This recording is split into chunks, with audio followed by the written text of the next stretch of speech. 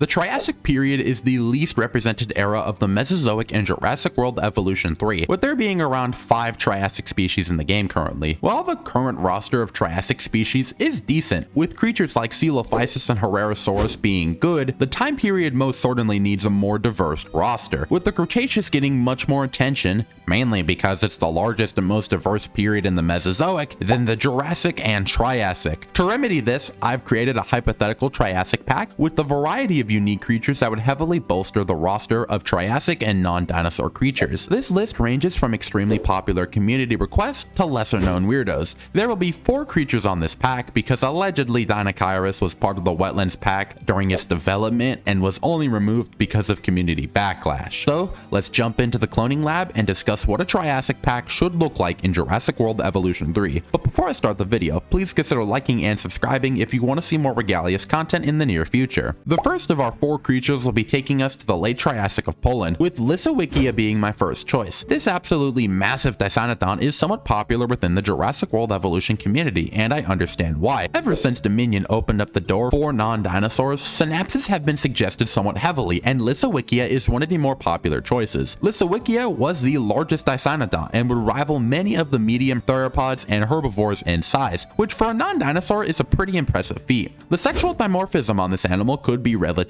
fun, with males having a long tusk and more colors on the face. This is a bit of a dumb idea, but the pattern could potentially look like a skull, but it's a little silly in my opinion. In addition to that, Lissowikia could have some pretty fun kill animations where it grabs onto the neck of its opponents and shakes them, and I'd love to see kill animations like that on herbivores again. Lissowikia is a really fun addition to Jurassic World Evolution 3, and I know I and plenty of others would love to see it in the game.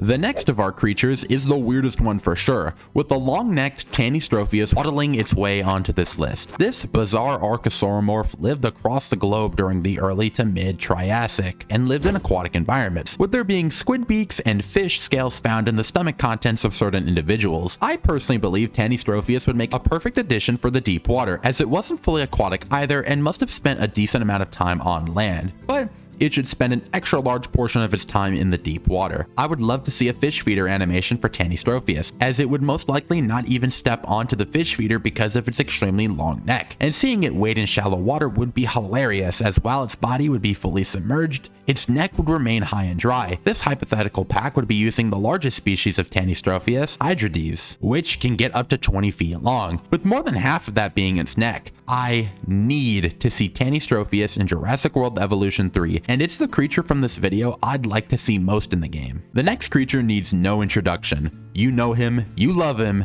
it's Plateosaurus. The lack of prosauropods in this game is genuinely shocking, and I'm even more baffled that we haven't gotten any in the almost 8 years history of this series. I will again be choosing a larger species for this pack, with Plateosaurus trossogenesis being my choice because of its large size. Plateosaurus has been the most requested creature by the Jurassic World Evolution community for years at this point, and for good reason. There's nothing like it in the game currently, and the prosauropod is somewhat iconic. The sexual dimorphism could be interesting, as males could have a thick set of quills on their tail like Psittacosaurus. This powerful titan would create so much hype within the community, and I hope Frontier eventually listens to the amount of people that want this beautiful animal. The final slot in this DLC was a hard choice, with there being multiple creatures I considered, such as Postosuchus and Phallosuchus, but I ultimately went with Arizonosaurus. This small archosaur is shockingly from the mid-Triassic of Arizona, and is similar in size to Guanlong. The sail is its defining feature, and they could do a lot of fun colors and patterns with it. Its locomotion could also be really unique, as we don't know if it was bipedal or quadrupedal, so Frontier could lean into that, as it could walk around on 4 legs, but run and rear up on its hind legs. The babies could also be permanently bipedal, and I think Frontier should mess around with the stanches of their creatures more, specifically for hadrosaurs. I'd personally love to see Arizonosaurus in the game, but I have to admit that Postosuchus is a more popular option because of its appearance in Walking with Dinosaurs.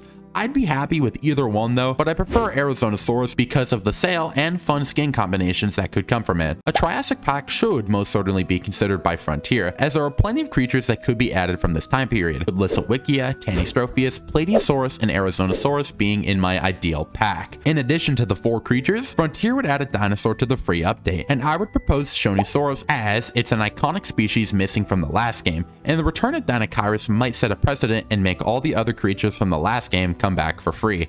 I would love to see the Triassic roster expanded upon in Jurassic World Evolution 3, and increased Triassic representation has been a request from the community for years at this point, and I hope Frontier acknowledges it. But before I start the regular outro, I will be doing a Dinotuber tier list live stream on Saturday, December 20th at 10 a.m. Central Daylight Time. It's going to be a ton of fun, and it's going to be my first scheduled live stream, which is part of my new weekly schedule, which, like I said, will be every Saturday at 10 a.m. Central Daylight Time. But if you enjoyed this video, please consider liking and subscribing, and watch another video if you have time. I also have a channel membership that costs $4.99, with perks such as early access to certain content and shoutouts at the end of each video. And speaking of which, thank you to Lemon Gaming, Rue, Hatsune Mike, and Nortman for supporting me. I also have a Discord server, so please consider joining that. But accounts under a month old are not allowed. But I don't have much else to say. Bye bye, y'all. Have a nice day.